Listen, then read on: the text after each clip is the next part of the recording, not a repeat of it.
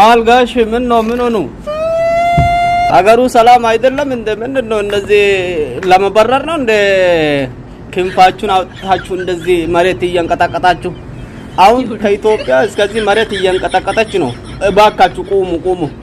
የእናንተን ችግር መንግስት ያያዋል በእናቴ ቁም ምን ነው መቆም አልቻልንም እኮ ኤው ተቀምጬ ቪዲዮ እየቀረጽኩ ነው ቪዲዮ ከደረሰ እስከ ዛሬ አልቆመም መሰለን ቁም በእናቴ ቁም ያንተን ችግር መንግስት ያያዋል እኛም እናገሰዋለን ኧረ በእናትህ እርሶ ምን ሆኑ ጤነኛ አይደለም እንዴ ምን ነው